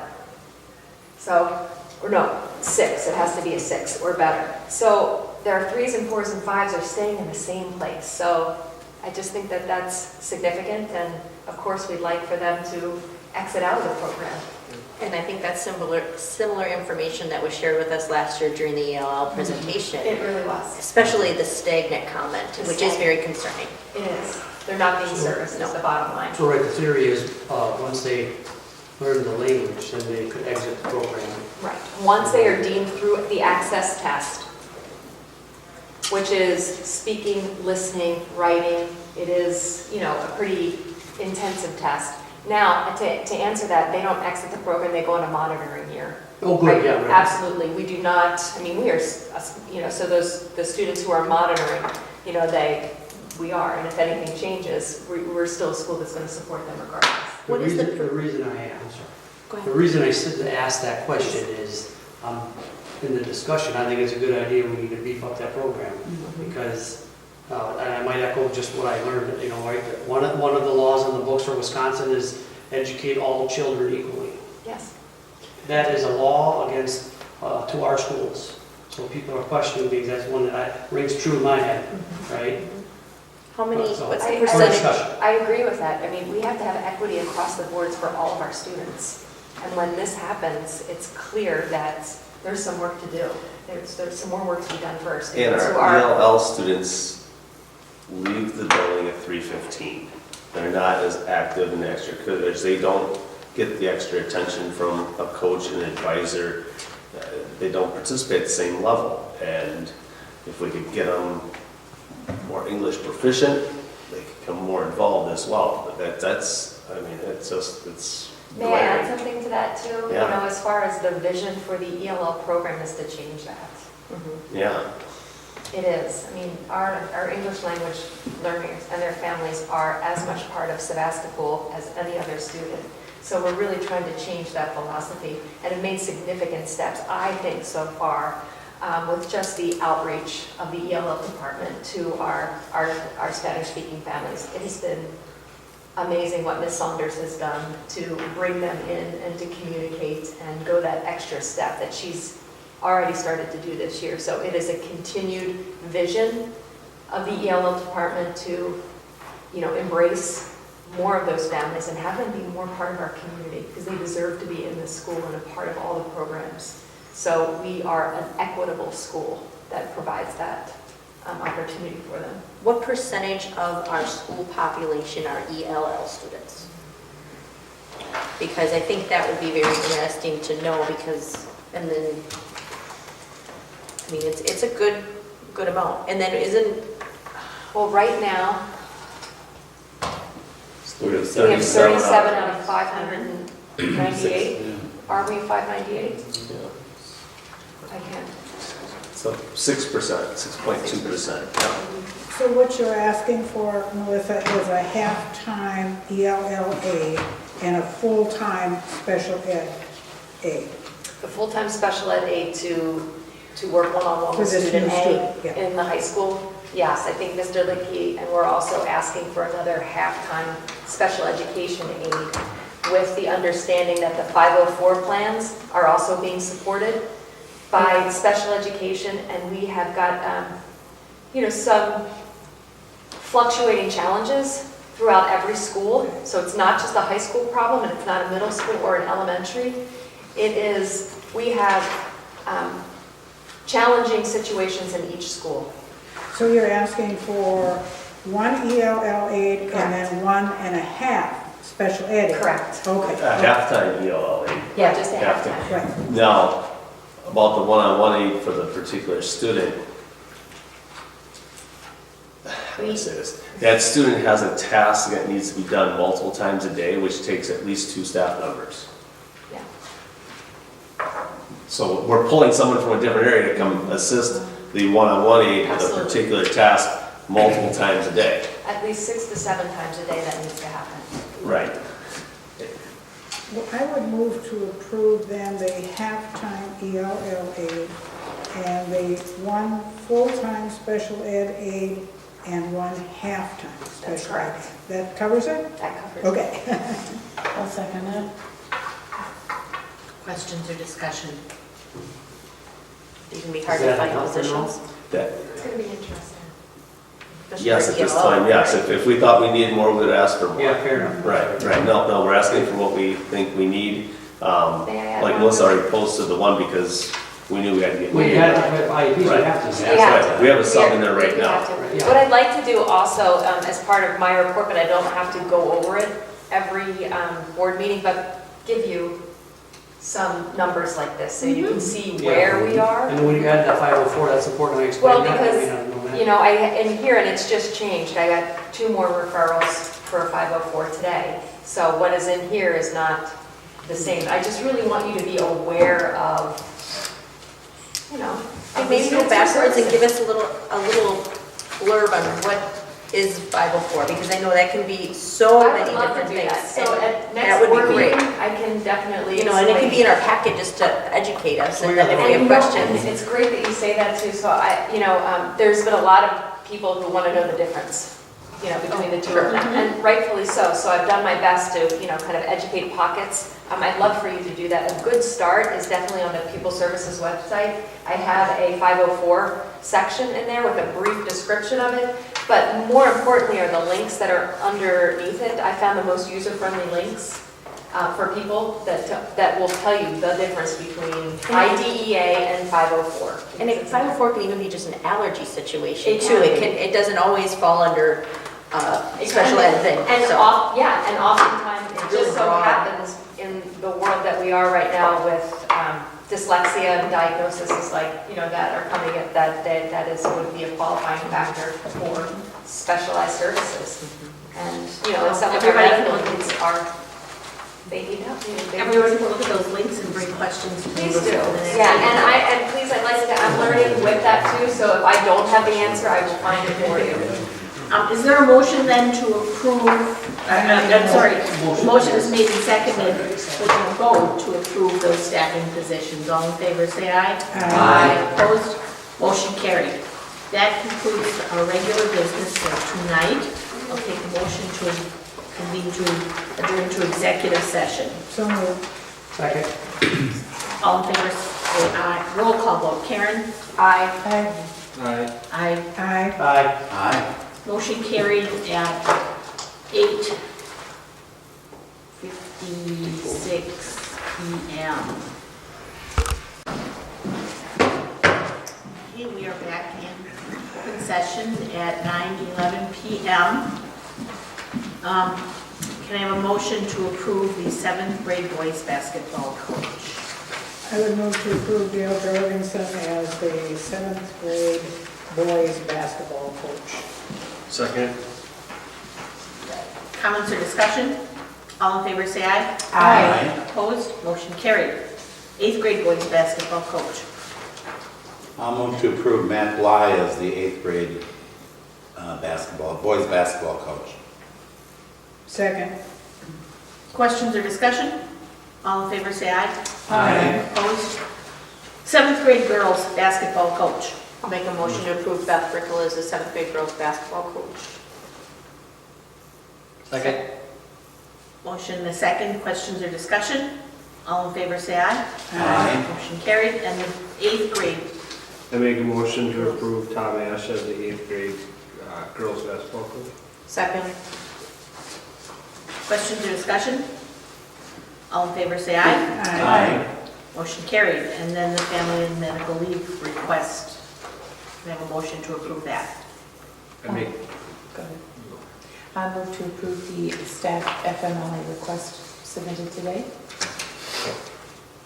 Is there a second to that? Second. Questions or discussion? Hearing none. Motion, all in favor say aye. Aye. Opposed, motion carried. Our next regular board meeting is November 15th.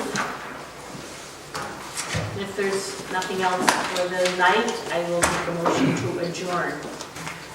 So moved. Second? All in favor say aye. Aye. Opposed, motion carried at 9:11 p.m. 9:12.